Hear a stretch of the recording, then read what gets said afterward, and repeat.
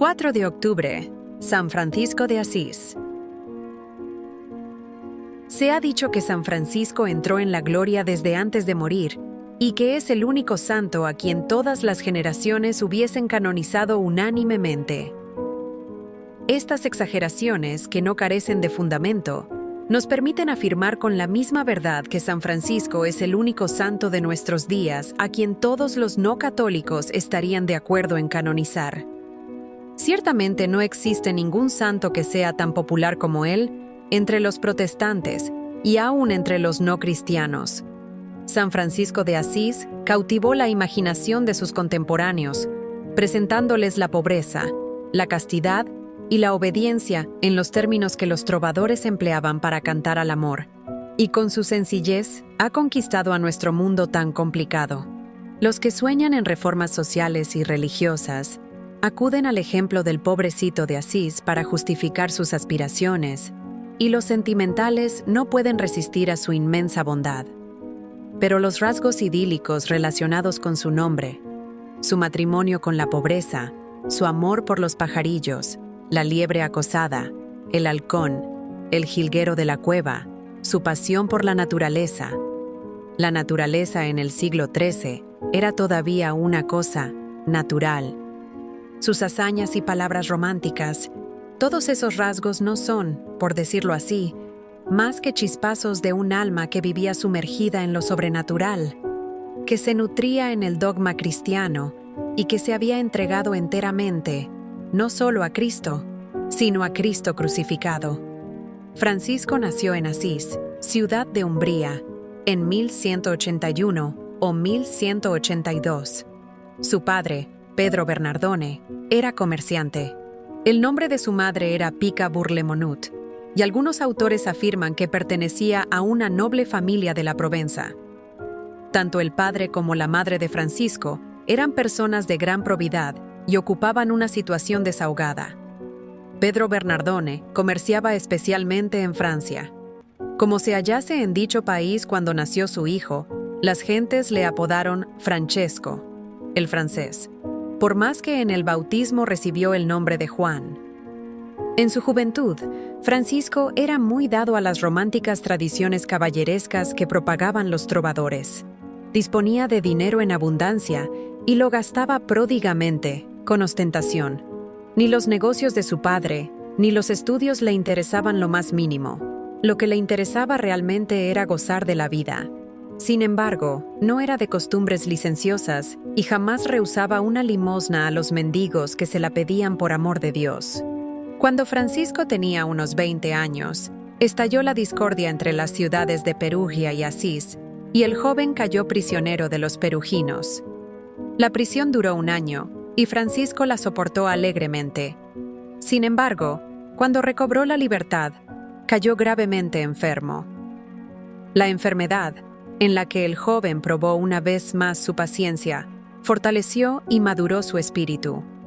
Cuando se sintió con fuerzas suficientes, determinó ir a combatir en el ejército de Galterio y Briena, en el sur de Italia. Con ese fin, se compró una costosa armadura y un hermoso manto. Pero un día en que paseaba ataviado con su nuevo atuendo, se topó con un caballero mal vestido que había caído en la pobreza. Movido a compasión ante aquel infortunio, Francisco cambió sus ricos vestidos por los del caballero pobre. Esa noche vio en sueños un espléndido palacio con salas colmadas de armas, sobre las cuales se hallaba grabado el signo de la cruz, y le pareció oír una voz que le decía que esas armas le pertenecían a él y a sus soldados. Francisco partió a Apulia con el alma ligera y la seguridad de triunfar, pero nunca llegó al frente de batalla. En Spoleto cayó nuevamente enfermo, y durante la enfermedad, oyó una voz celestial que le exhortaba a servir al amo y no al siervo. El joven obedeció. Al principio volvió a su antigua vida, aunque tomándola menos a la ligera. Las gentes, al verle ensimismado, le decían que estaba enamorado. «Sí», replicaba Francisco, «voy a casarme con una joven más bella y más noble que todas las que conocéis». Poco a poco, con la mucha oración, Fue concibiendo el deseo de vender todos sus bienes y comprar la perla preciosa de la que habla el Evangelio. Aunque ignoraba lo que tenía que hacer para ello, una serie de claras inspiraciones sobrenaturales le hizo comprender que la batalla espiritual empieza por la mortificación y la victoria sobre los instintos. Paseándose en cierta ocasión a caballo por la llanura de Asís, encontró a un leproso. Las llagas del mendigo aterrorizaron a Francisco, pero en vez de huir, se acercó al leproso, que le tendía la mano para recibir una limosna, y le dio un beso. A partir de entonces, comenzó a visitar y servir a los enfermos en los hospitales. Algunas veces regalaba a los pobres sus vestidos, otras, el dinero que llevaba. En cierta ocasión, mientras oraba en la iglesia de San Damián, en las afueras de Asís, le pareció que el crucifijo le repetía 3 veces: «Francisco, repara mi casa, pues ya ves que está en ruinas». El santo, viendo que la iglesia se hallaba en muy mal estado, creyó que el Señor quería que la reparase. Así pues, partió inmediatamente, tomó una buena cantidad de vestidos de la tienda de su padre y los vendió junto con su caballo. Enseguida llevó el dinero al pobre sacerdote que se encargaba de la iglesia de San Damián y le pidió permiso de quedarse a vivir con él. El buen sacerdote consintió en que Francisco se quedase con él, pero se negó a aceptar el dinero. El joven lo depositó en el alféizar de la ventana. Pedro Bernardone, al enterarse de lo que había hecho su hijo, se dirigió indignado a San Damián, pero Francisco había tenido buen cuidado de ocultarse. Al cabo de algunos días pasados en oración y ayuno, Francisco volvió a entrar en la población, pero estaba tan desfigurado y mal vestido que las gentes se burlaban de él como si fuese un loco. Pedro Bernardone, muy desconcertado por la conducta de su hijo, le condujo a su casa, le golpeó furiosamente.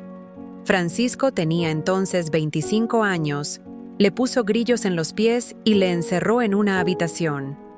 La madre de Francisco se encargó de ponerle en libertad cuando su marido se hallaba ausente y el joven retornó a San Damián. Su padre fue de nuevo a buscarle ahí, le golpeó en la cabeza y le conminó a volver inmediatamente a su casa o a renunciar a su herencia y pagarle el precio de los vestidos que le había robado. Francisco no tuvo dificultad alguna en renunciar a la herencia, pero dijo a su padre que el dinero de los vestidos pertenecía a Dios y a los pobres. Su padre le obligó a comparecer ante el obispo Guido de Asís, quien exhortó al joven a devolver el dinero y a tener confianza en Dios. Dios no desea que su iglesia goce de bienes injustamente adquiridos. Francisco obedeció a la letra la orden del obispo y añadió: «Los vestidos que llevo puestos pertenecen también a mi padre, de suerte que tengo que devolvérselos». Acto seguido, se desnudó y entregó sus vestidos a su padre, diciéndole alegremente: «Hasta ahora tú has sido mi padre en la tierra, pero en adelante podré decir: Padre nuestro, que estás en los cielos». Pedro Bernardone abandonó el palacio episcopal, temblando de indignación y profundamente lastimado. El obispo regaló a Francisco un viejo vestido de labrador que pertenecía a uno de sus siervos. Francisco recibió la primera limosna de su vida con gran agradecimiento, trazó la señal de la cruz sobre el vestido con un trozo de tiza y se lo puso. Enseguida, partió en busca de un sitio conveniente para establecerse. Iba cantando alegremente las alabanzas divinas por el camino real, cuando se topó con unos bandoleros que le preguntaron quién era. Él respondió: «Soy el heraldo del gran rey». Los bandoleros le golpearon y le arrojaron en un foso cubierto de nieve. Francisco prosiguió su camino cantando las divinas alabanzas. En un monasterio obtuvo limosna y trabajo como si fuese un mendigo. Cuando llegó a Gubbio, una persona que le conocía le llevó a su casa y le regaló una túnica, un cinturón y unas sandalias de peregrino. El atuendo era muy pobre pero decente. Francisco lo usó 2 años, al cabo de los cuales volvió a San Damián. Para reparar la iglesia, fue a pedir limosna en Asís, donde todos le habían conocido rico, y naturalmente hubo de soportar las burlas y el desprecio de más de un malintencionado.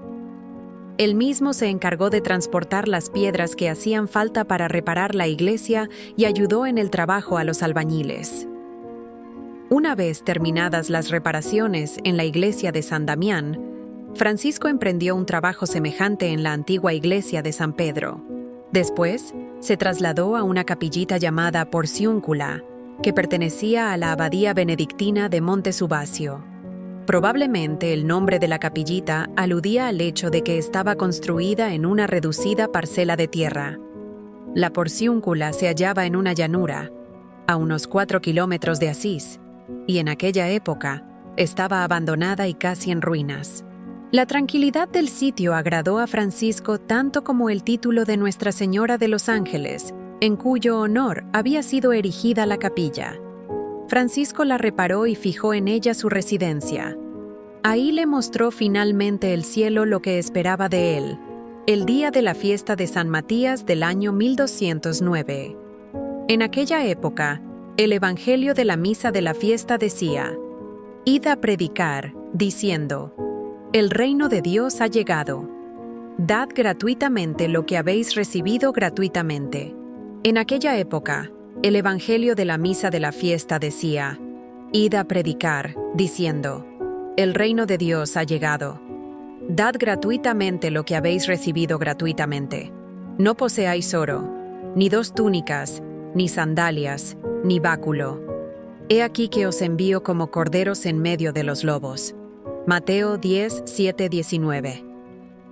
Estas palabras penetraron hasta lo más profundo en el corazón de Francisco y aplicándolas literalmente, regaló sus sandalias, su báculo y su cinturón y se quedó solamente con la pobre túnica ceñida con un cordón. Tal fue el hábito que dio a sus hermanos un año más tarde, la túnica de lana burda de los pastores y campesinos de la región. Vestido en esa forma, empezó a exhortar a la penitencia con tal energía que sus palabras hendían los corazones de sus oyentes. Cuando se topaba con alguien en el camino, le saludaba con estas palabras: «La paz del Señor sea contigo». Dios le había concedido ya el don de profecía y el don de milagros. Cuando pedía limosna para reparar la iglesia de San Damián, acostumbraba decir: «Ayudadme a terminar esta iglesia.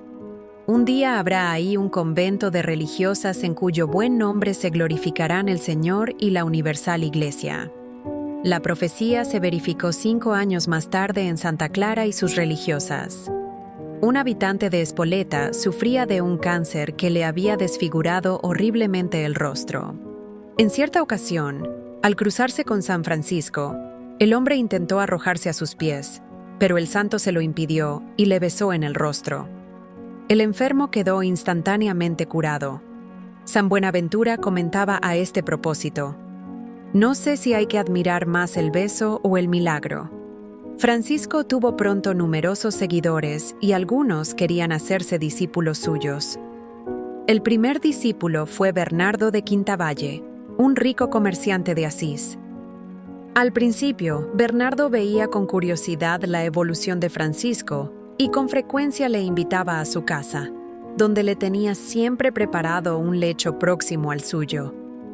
Bernardo se fingía dormido para observar cómo el siervo de Dios se levantaba calladamente y pasaba largo tiempo en oración, repitiendo estas palabras: «Deus meus et omnia», mi Dios y mi todo. Al fin, comprendió que Francisco era verdaderamente un hombre de Dios, y enseguida le suplicó que le admitiese como discípulo. Desde entonces, juntos asistían a misa y estudiaban la Sagrada Escritura para conocer la voluntad de Dios. Como las indicaciones de la Biblia concordaban con sus propósitos, Bernardo vendió cuanto tenía y repartió el producto entre los pobres. Pedro de Cataneo, canónigo de la Catedral de Asís, pidió también a Francisco que le admitiese como discípulo, y el santo les concedió el hábito a los 2 juntos, el 16 de abril de 1209. El tercer compañero de San Francisco fue el hermano Gil, famoso por su gran sencillez y sabiduría espiritual. Cuando el grupo contaba ya con unos 12 miembros, Francisco redactó una regla breve e informal, que consistía principalmente en los consejos evangélicos para alcanzar la perfección. En 1210, fue a Roma a presentar su regla a la aprobación del sumo pontífice. Inocencio III se mostró adverso al principio. Por otra parte, muchos cardenales opinaban que las órdenes religiosas ya existentes necesitaban de reforma, no de multiplicación, y que la nueva manera de concebir la pobreza era impracticable. El cardenal Juan Colonna alegó en favor de Francisco que su regla expresaba los mismos consejos con que el Evangelio exhortaba a la perfección. Más tarde, el Papa relató a su sobrino, quien a su vez lo comunicó a San Buenaventura, que había visto en sueños una palmera que crecía rápidamente y después había visto a Francisco sosteniendo con su cuerpo la basílica de Letrán que estaba a punto de derrumbarse. 5 años después, el mismo pontífice tendría un sueño semejante a propósito de Santo Domingo. Inocencio III mandó, pues, llamar a Francisco y aprobó verbalmente su regla. Enseguida le impuso la tonsura, así como a sus compañeros, y les dio por misión predicar la penitencia. San Francisco y sus compañeros se trasladaron provisionalmente a una cabaña de Ribotorto, en las afueras de Asís, de donde salían a predicar por toda la región. Poco después, tuvieron dificultades con un campesino que reclamaba la cabaña para emplearla como establo de su asno. Francisco respondió: «Dios no nos ha llamado a preparar establos para los asnos», y acto seguido abandonó el lugar y partió a ver al abad de Montesubasio.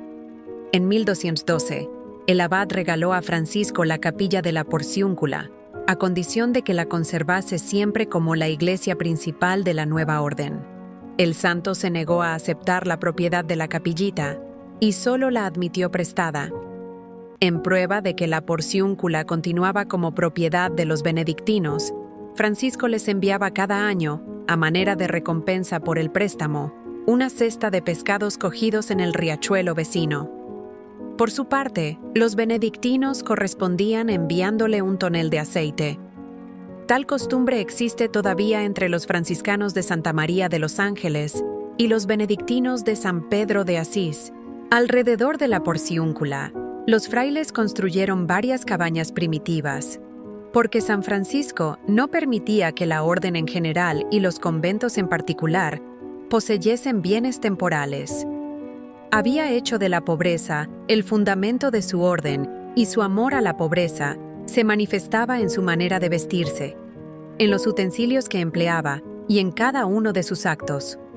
Acostumbraba llamar a su cuerpo el hermano asno, porque lo consideraba como hecho para transportar carga, para recibir golpes y para comer poco y mal. Cuando veía ocioso a algún fraile, le llamaba hermano mosca, porque en vez de cooperar con los demás echaba a perder el trabajo de los otros y les resultaba molesto. Poco antes de morir, considerando que el hombre está obligado a tratar con caridad a su cuerpo, Francisco pidió perdón al suyo por haberlo tratado tal vez con demasiado rigor.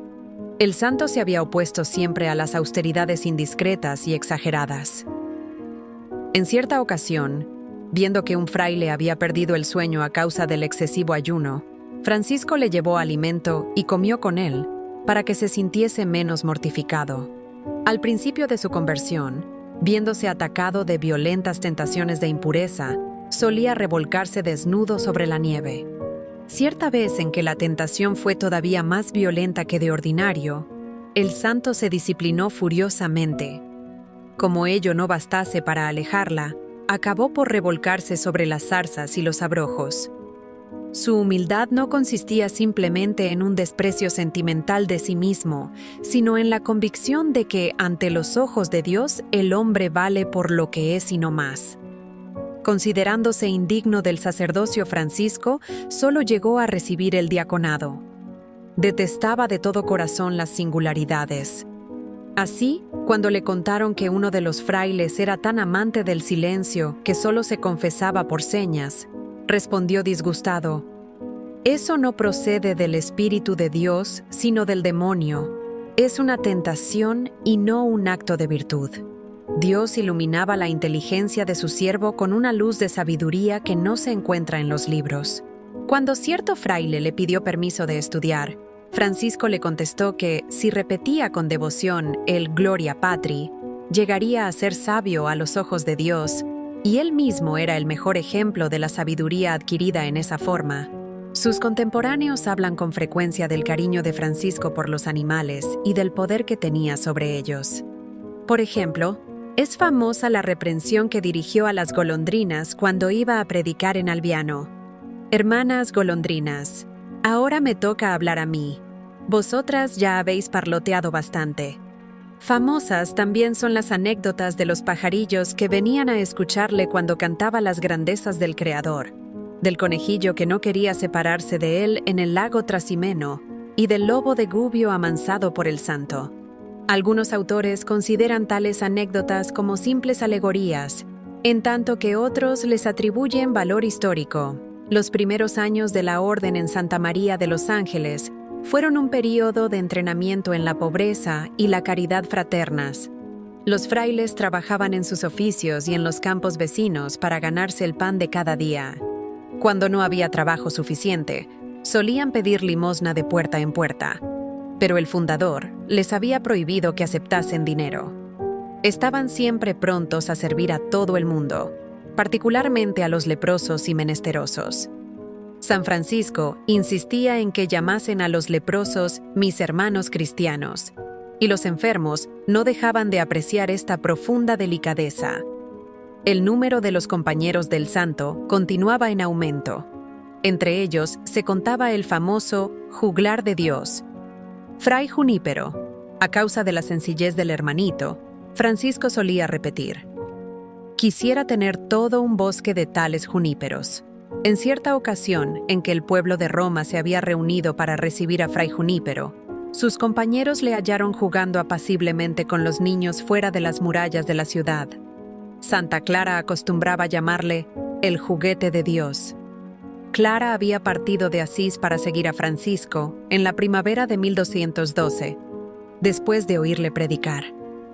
El santo consiguió establecer a Clara y sus compañeras en San Damián, y la comunidad de religiosas llegó pronto a ser para los franciscanos lo que las monjas de Pruille habían de ser para los dominicos.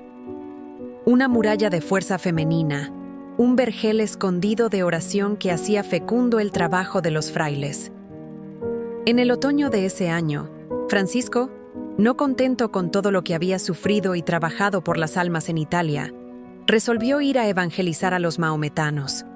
Así pues, se embarcó en Ancona con un compañero rumbo a Siria, pero una tempestad hizo naufragar la nave en la costa de Dalmacia. Como los frailes no tenían dinero para proseguir el viaje, se vieron obligados a esconderse furtivamente en un navío para volver a Ancona. Después de predicar un año en el centro de Italia, el señor de Chiusi puso entonces a la disposición de los frailes un sitio de retiro en Monte Alvernia, en los Apeninos de Toscana. San Francisco decidió partir nuevamente a predicar a los maometanos en Marruecos, pero Dios tenía dispuesto que no llegasen nunca a su destino.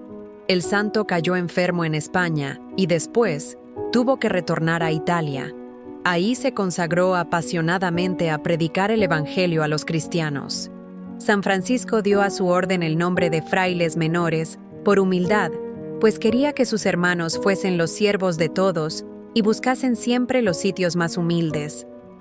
Con frecuencia exhortaba a sus compañeros al trabajo manual, y si bien les permitía pedir limosna, les tenía prohibido que aceptasen dinero.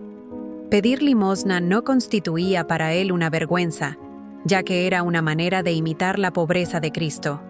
El santo no permitía que sus hermanos predicasen en una diócesis sin permiso expreso del obispo. Entre otras cosas, dispuso que, si alguno de los frailes se apartaba de la fe católica en obras o palabras y no se corregía, debería ser expulsado de la hermandad. Todas las ciudades querían tener el privilegio de albergar a los nuevos frailes, y las comunidades se multiplicaron en Umbría, Toscana, Lombardía y Ancona. Se cuenta que en 1216, Francisco solicitó del Papa Honorio III la indulgencia de la porciúncula, o perdón de Asís. El año siguiente, conoció en Roma a Santo Domingo, quien había predicado la fe y la penitencia en el sur de Francia en la época en que Francisco era un gentilhombre de Asís.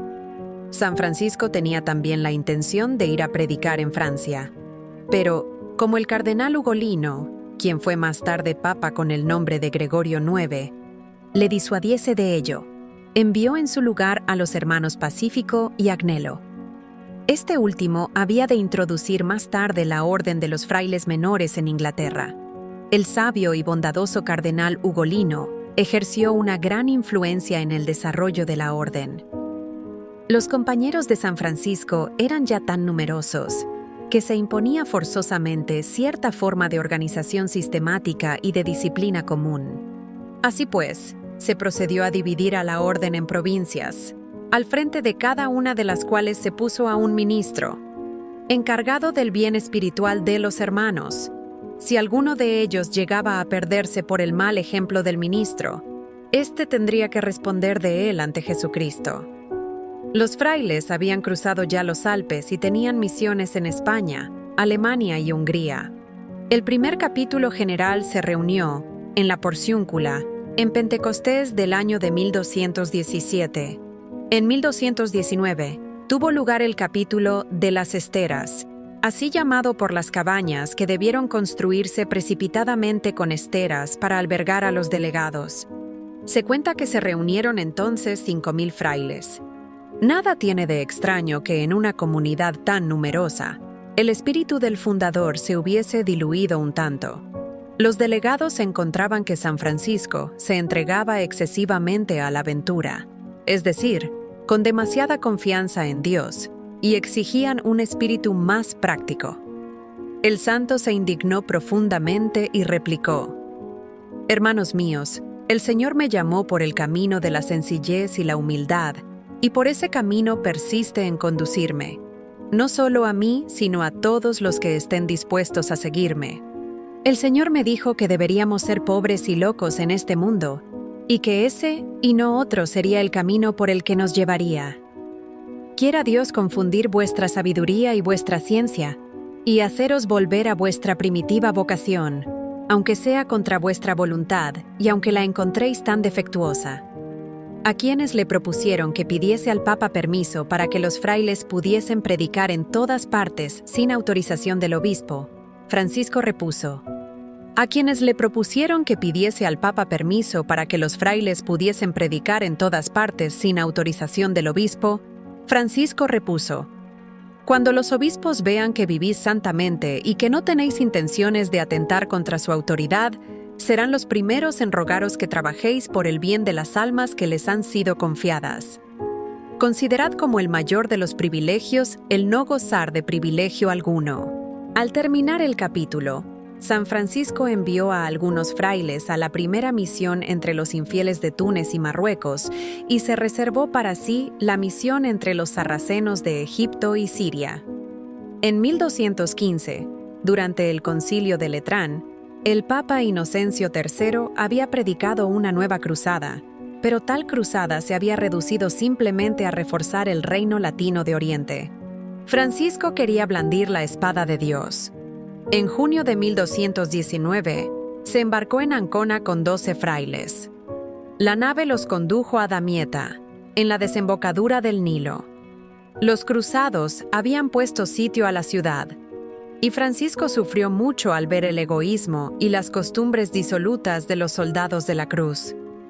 Consumido por el celo de la salvación de los sarracenos, decidió pasar al campo del enemigo, por más que los cruzados le dijeron que la cabeza de los cristianos estaba puesta a precio. Habiendo conseguido la autorización del legado pontificio, Francisco y el hermano iluminado se aproximaron al campo enemigo gritando: «¡Sultán! ¡Sultán!». Cuando los condujeron a la presencia de Malek al-Kamil, Francisco declaró osadamente: «No son los hombres quienes me han enviado, sino Dios Todopoderoso. Vengo a mostrarles, a ti y a tu pueblo, el camino de la salvación. Vengo a anunciarles las verdades del Evangelio». El sultán quedó impresionado y rogó a Francisco que permaneciese con él. El santo replicó: «Si tú y tu pueblo estáis dispuestos a oír la palabra de Dios, con gusto me quedaré con vosotros. Y si todavía vaciláis entre Cristo y Mahoma, manda a encender una hoguera. Yo entraré en ella con vuestros sacerdotes y así veréis cuál es la verdadera fe». El sultán contestó que probablemente ninguno de los sacerdotes querría meterse en la hoguera y que no podía someterlos a esa prueba para no soliviantar al pueblo. Pocos días más tarde, Malek al-Kamil mandó a Francisco que volviese al campo de los cristianos. Desalentado al ver el reducido éxito de su predicación entre los sarracenos y entre los cristianos, el santo pasó a visitar los santos lugares. Ahí recibió una carta en la que sus hermanos le pedían urgentemente que retornase a Italia. Durante la ausencia de Francisco, sus dos vicarios, Mateo de Narni y Gregorio de Nápoles, habían introducido ciertas innovaciones que tendían a uniformar a los frailes menores con las otras órdenes religiosas y a encuadrar el espíritu franciscano en el rígido esquema de la observancia monástica y de las reglas ascéticas.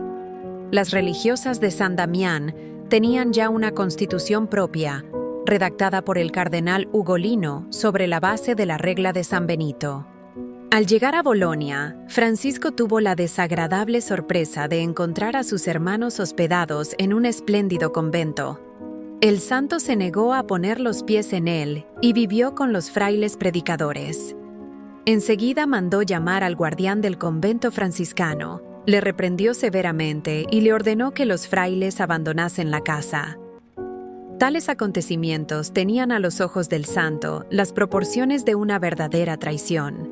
Se trataba de una crisis de la que tendría que salir la orden sublimada o destruida. San Francisco se trasladó a Roma, donde consiguió que Honorio III nombrase al cardenal Ugolino protector y consejero de los franciscanos, ya que el purpurado había depositado una fe ciega en el fundador y poseía una gran experiencia en los asuntos de la Iglesia. Al mismo tiempo, Francisco se entregó ardientemente a la tarea de revisar la regla, para lo que convocó a un nuevo capítulo general, que se reunió en la Porciúncula en 1221. El santo presentó a los delegados la regla revisada, lo que se refería a la pobreza, la humildad y la libertad evangélica, características de la orden, quedaba intacto. Ello constituía una especie de feto del fundador a los disidentes y legalistas que, por debajo del agua, tramaban una verdadera revolución del espíritu franciscano. El jefe de la oposición era el hermano Elias de Cortona. El fundador había renunciado a la dirección de la orden, de suerte que su vicario, Fray Elías, era prácticamente el ministro general. Sin embargo, no se atrevió a oponerse al fundador, a quien respetaba sinceramente. En realidad, la orden era ya demasiado grande, como lo dijo el propio San Francisco. Si hubiese menos frailes menores, el mundo los vería menos y desearía que fuesen más. Al cabo de 2 años, durante los cuales hubo de luchar contra la corriente cada vez más fuerte que tendía a desarrollar la orden en una dirección que él no había previsto y que le parecía comprometer el espíritu franciscano, el santo emprendió una nueva revisión de la regla. Después la comunicó al hermano Elías para que éste la pasase a los ministros, pero el documento se extravió y el santo hubo de dictar nuevamente la revisión al hermano León, en medio del clamor de los frailes que afirmaban que la prohibición de poseer bienes en común era impracticable.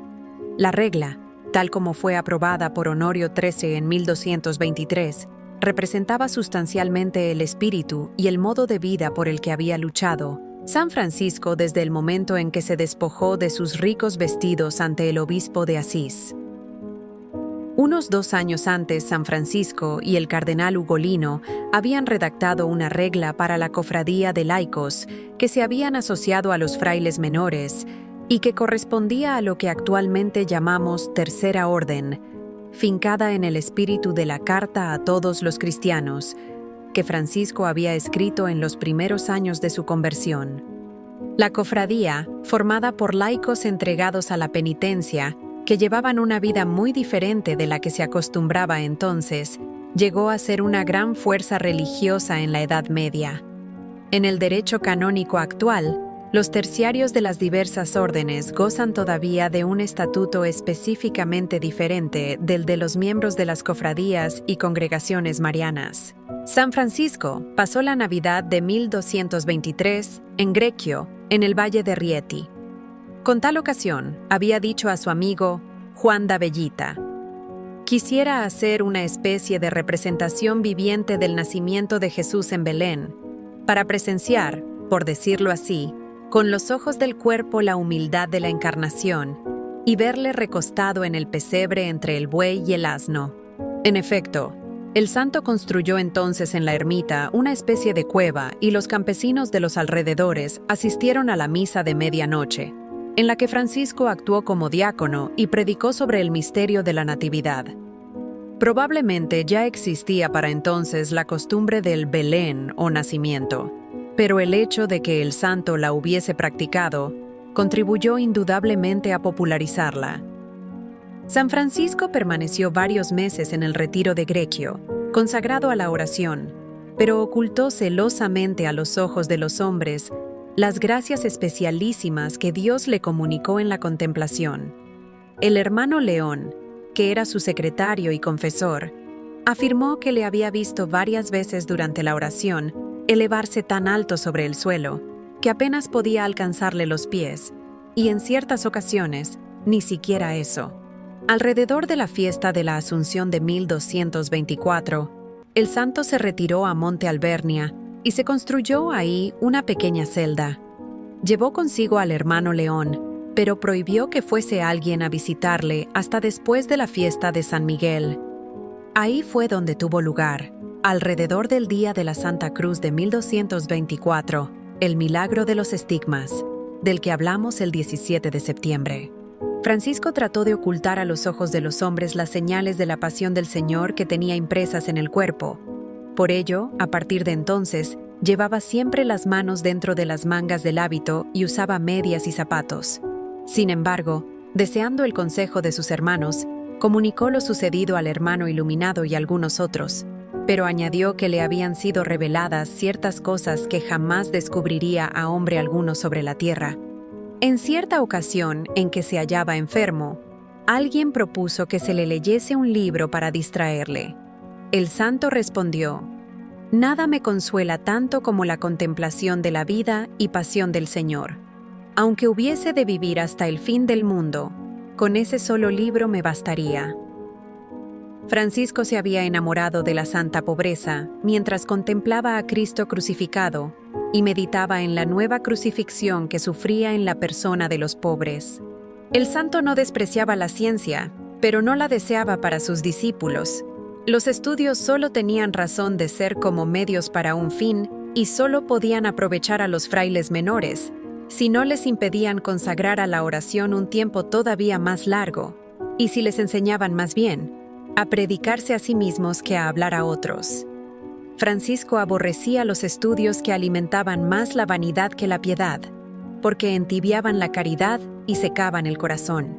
Sobre todo, temía que la señora ciencia se convirtiese en rival de la dama pobreza. Viendo con cuánta ansiedad acudían a las escuelas y buscaban los libros sus hermanos, Francisco exclamó en cierta ocasión: «Impulsados por el mal espíritu, mis pobres hermanos acabarán por abandonar el camino de la sencillez y de la pobreza». Antes de salir de Monte Albernia, el santo compuso el Himno de Alabanza al Altísimo. Poco después de la fiesta de San Miguel, bajó finalmente al valle, marcado por los estigmas de la pasión, y curó a los enfermos que le salieron al paso. Los 2 años que le quedaban de vida fueron un período de sufrimiento tan intenso como su gozo espiritual. Su salud iba empeorando, los estigmas le hacían sufrir y le debilitaban, y casi había perdido la vista. En el verano de 1225 estuvo tan enfermo que el cardenal Ugolino y el hermano Elías le obligaron a ponerse en manos del médico del Papa en Rieti. El santo obedeció con sencillez. De camino a Rieti fue a visitar a Santa Clara en el convento de San Damián. Ahí, en medio de los más agudos sufrimientos físicos, escribió el Cántico del Hermano Sol y lo adoptó a una tonada popular para que sus hermanos pudiesen cantarlo. y lo adoptó a una tonada popular para que sus hermanos pudiesen cantarlo. Después se trasladó a Monterrainerio, donde se sometió al tratamiento brutal que el médico le había prescrito, pero la mejoría que ello le produjo fue solo momentánea. Sus hermanos le llevaron entonces a Siena a consultar a otros médicos, pero para entonces el santo estaba moribundo. En el testamento que dictó para sus frailes, les recomendaba la caridad fraterna, los exhortaba a amar y observar la santa pobreza y a amar y honrar a la Iglesia. Poco antes de su muerte, dictó un nuevo testamento para recomendar a sus hermanos que observasen fielmente la regla y trabajasen manualmente, no por el deseo de lucro, sino para evitar la ociosidad y dar buen ejemplo. Si no nos pagan nuestro trabajo, acudamos a la mesa del Señor, pidiendo limosna de puerta en puerta. Cuando Francisco volvió a Asís, el obispo le hospedó en su propia casa.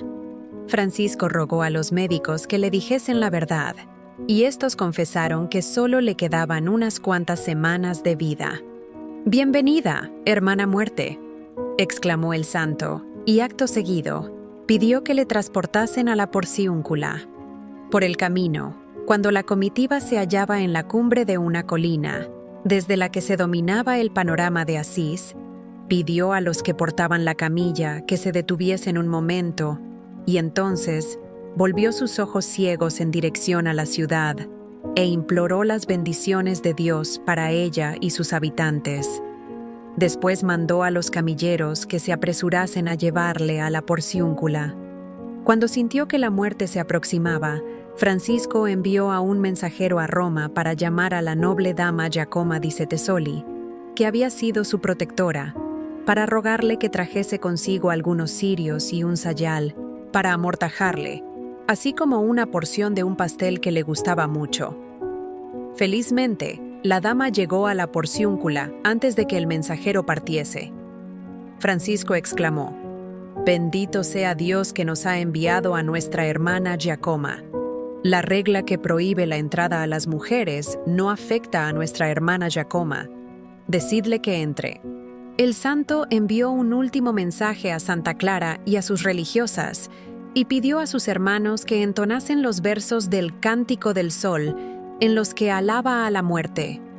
Enseguida rogó que le trajesen un pan, y lo repartió entre los presentes en señal de paz y de amor fraternal, diciendo: «Yo he hecho cuanto estaba de mi parte, que Cristo os enseñe a hacer lo que está de la vuestra». Sus hermanos le tendieron por tierra y le cubrieron con un viejo hábito que el guardián le había prestado. Francisco exhortó a sus hermanos al amor de Dios, de la pobreza y del Evangelio, por encima de todas las reglas, y bendijo a todos sus discípulos, tanto a los presentes como a los ausentes. Murió el 3 de octubre de 1226, después de escuchar la lectura de la Pasión del Señor según San Juan. Francisco había pedido que le sepultasen en el cementerio de los criminales de Colle d'Inferno. En vez de hacerlo así, sus hermanos llevaron al día siguiente el cadáver en solemne procesión a la iglesia de San Jorge, en Asís. Ahí estuvo depositado hasta 2 años después de la canonización. En 1230, fue secretamente trasladado a la gran basílica construida por el hermano Elías.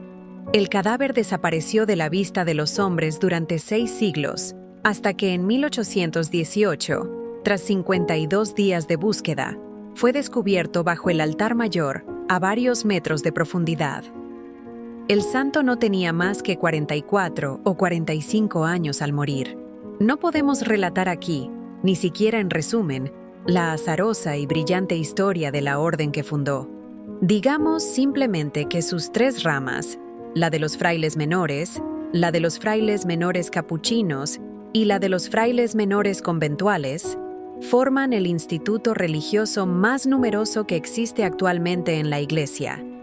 Y, según la opinión del historiador David Knowles, al fundar ese instituto, San Francisco contribuyó más que nadie a salvar a la Iglesia de la decadencia y el desorden en que había caído durante la Edad Media. Según la tradición, Jesucristo se apareció a San Francisco en la capillita de la Porciúncula. A causa de la aparición, Honorio III concedió indulgencia plenaria a quienes visitasen la capilla en un día determinado del año, actualmente el 2 de agosto, toties quotis. Se ha discutido mucho si tal indulgencia fue concedida en la época de San Francisco, pero lo cierto es que entonces no se empleaba el método de salir de la capilla y volver a entrar para ganar una nueva indulgencia. Como escribía Nicolás de Lira, eso es más bien ridículo que devoto. Y otros teólogos de la Edad Media opinaban como él,